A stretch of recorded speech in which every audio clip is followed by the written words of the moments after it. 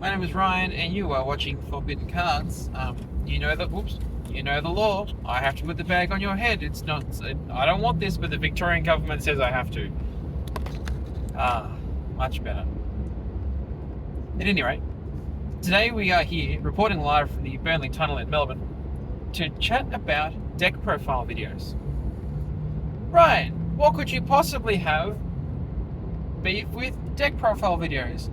Well, the fact that most of them suck completely from head to toe does irritate me. Deck profiles appear to be the primary way we are communicating what cards are played at events, and sometimes we even learn why. For those of you who don't give a rat's about a deck profile or a deck profile video, you can just go to YugiOhProDeck.com. I'm not sponsored, don't plan to be, even though I get all of my eBay card images from their website. You can just go to YugiOhProDeck.com for all of the deck profiles at pretty much every major event, excluding the ones happening in Australia, because we are a backwards, literally upside down country compared to the US. Hard to believe, I know. But all of that information is sourced from deck profiles. If you are unfamiliar with the concept of a deck profile video, you can go and watch the small myriad of deck profiles that I have done on this channel, one of which was at a pub with reading stun, and the other was also reading stun, but while I was recovering from a drunken state after a wedding. Deck profiles should contain a number of key elements, which I think the general player base fails to realise when they're recording their 4th place locals list. I'll put this out there. Deck profiles, from the average person, do not make for interesting content. I do not think mine are very interesting, and so the only way I think to make them interesting is to jazz them up a bit with either being completely off my face, or for the fact that the performance itself or the deck choice was a bit of a meme. But let's say, little Jim, he's just taken Ryzeal to his first locals, and he's done reasonably well. He's come top 8 out of 12 players, and he thinks, well, I'd like to communicate with the internet about this. Sorry, I'm stuck behind a giant fuel tanker, and I'm getting a little bit antsy. That's better. So he goes and decides to take to the internet to record his, to record and document his prestige. What should little Jim be doing to make sure that his deck profile stands out and perhaps, gains a few viewers of subscribers? Firstly, why is Tim making it Jim? God, I don't want to steal everything from Alpha Investments. Why is little Tim? No, damn it, his name is Jimmy. Jim James, Jimbo Jam. Why is Jim making a deck profile? Well, he wants to feel good about his accomplishment. And I guarantee you that is 95% of the reason why half the people on the internet are making a deck profile video. And again, it is just a way to record their own prestige. But why should people be making a deck profile video? So the camera's fallen over clearly. But why should people bother making a deck profile video? Well, with every other video on the internet, I believe it should add value to someone else's life, either by way of information about deck choices, matchup spreads, different tips or rulings. Your deck profile should include something. I should learn something when I watch your deck profile video. It might be a combo that you do that's slightly different to what the player base is seeing. Now, a deck profile should either be new or it should be interesting. Bit of a cop-out for deck profiles when a new deck has just been released or a new card has just been released is to record your 40 to 60 card spread and say, hey, this is how my deck has changed in response to the meta. Oh, new format, crossover breakers up, new format, Supreme Darkness, Oh, new format, January, February ban list. Those are good ways to get viewers in, because inherently your deck is new and therefore interesting. But new doesn't last for very long. New lasts for about a week. If you go and you do a tournament report for the... Dear God, this camera... This little caddy thing here has let me down. If you go and record the same 70 card deck profile every week for the next 5 weeks, I'm honestly just going to block you. What interesting insight have you provided to me, the viewer, by just saying, yep, I played these 70 cards, yeah, it did okay, yeah, it went 3-1, nothing much else to say. Like, just don't record the video. Go and do something else. Go outside, touch some grass, see your friends, tell your mum you love her. Let me give you a few things that you should be doing in a deck profile. I'm sure the camera's still pointed at me. I don't even know, my camera could have died by now. Can't even see the screen, which is legally what's required. Let me tell you a few things about what elements a deck profile video should contain to be the bare minimum of interesting. If you don't have these things, if you're not willing to say these things or show these things in your deck profile, just don't upload the video. Do a Twitter post, for fuck's sake. Just take a picture and post it in your local Facebook group or your WhatsApp group or or let your Discord mods jerk off to it. Firstly, your deck profile has to contain the deck. I know, revolutionary. And your deck is allowed to be the same 70 cards as it was last time. But maybe how you played the cards ended up being a little bit different. Trying desperately not to sneeze here, but I think I'm going to fail. I'm not good at editing, so I'm probably not going to chop that out. Sorry, guys. But try different things with your deck. I may have got another sneeze coming. Try different things with your deck profile. Sorry, with you. Try different things with your deck. Don't just play the same 70 cards. If you went 3-1 at locals, what did you change about the deck that's going to get you closer to that 4-0? Don't tell me nothing changed and you expected a different result. Now you're just asking to get lucky. And that's a very silly thing to do as a Yu-Gi-Oh player, is to ask to get lucky. You got to go for it. You got to seize the variance. Excuse me. So if you haven't made any deck changes, that's fine. Go 30 seconds to go over the deck, or have the deck out in front of you, so that we all know it's the same 70 cards you played last time. Perfectly fine.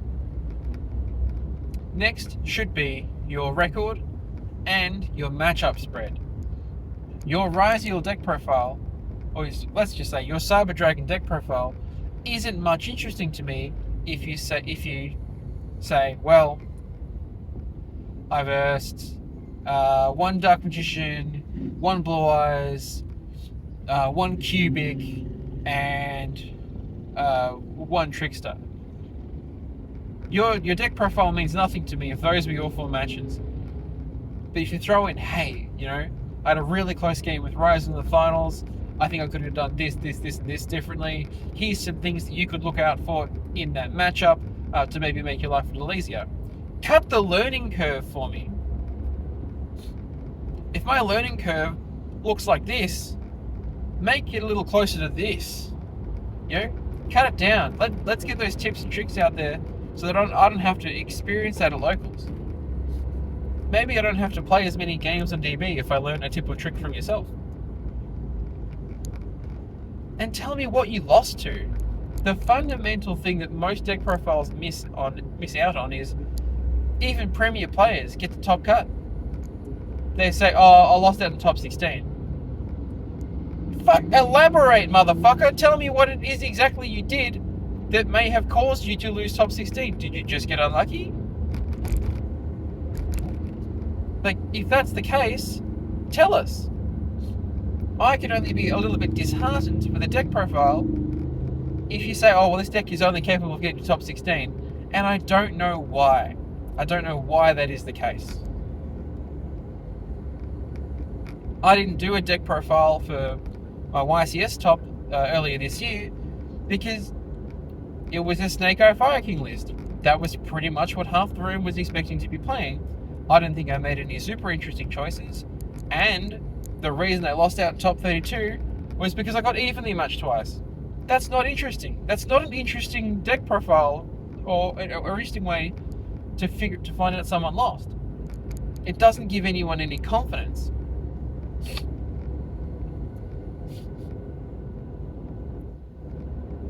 And the deck should also include some combos.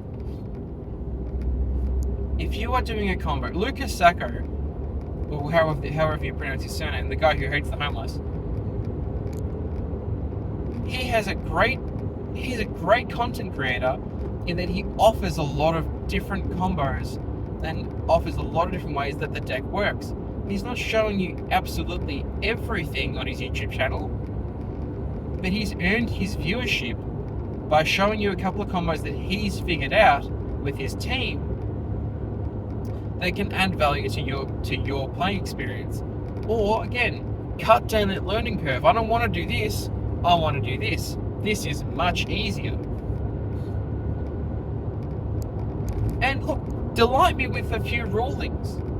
You know, think of a ruling that might come up that I wouldn't have thought about that maybe came up in one of your games. It doesn't have to be super complex, but maybe it's something you learned, or maybe it's something you called a judge over for, and you picked up, and something you'll carry with you for future matches. Let's do something simple, something really, really simple.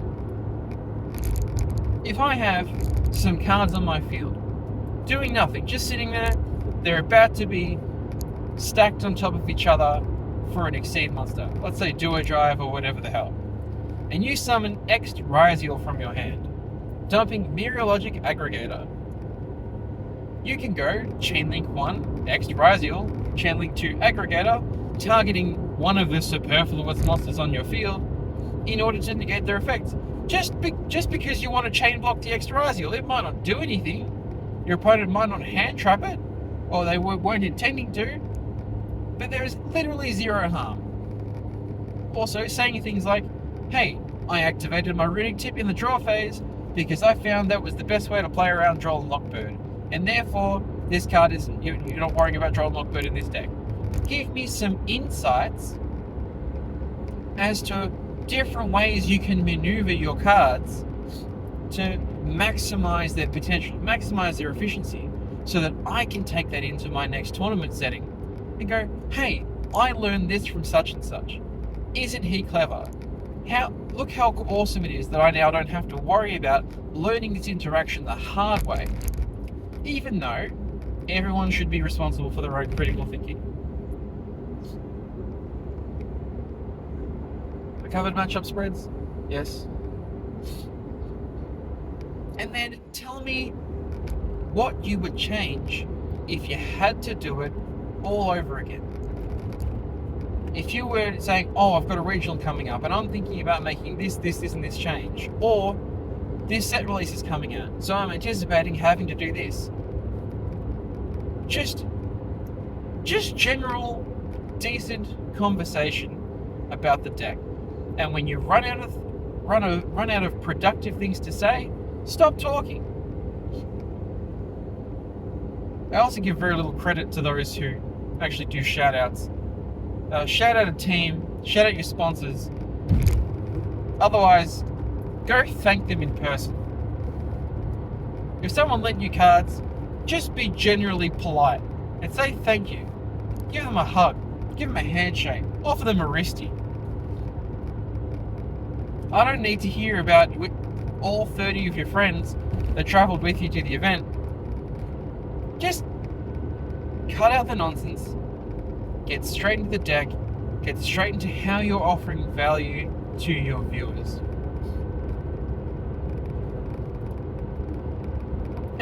if you are truly determined, if your goal is just to get your deck profile seen, if you don't have a channel, if you don't intend on posting this on any of your social platforms, go and find someone who does. If you are an American playing in an American YCS, go and find someone that is willing to do a deck profile and post it on that channel. I guarantee you're going to get more insight, more feedback about your deck than if you just posted it on your own YouTube channel or just on Facebook or just on Twitter. This should be a learning experience for the player as well. Don't say, well, I've done the deck profile and that's it, and then you close yourself off to all feedback. The best things that you can see online are deck profiles which have open and back and forth communication and gameplay with some good, coherent, informed commentary.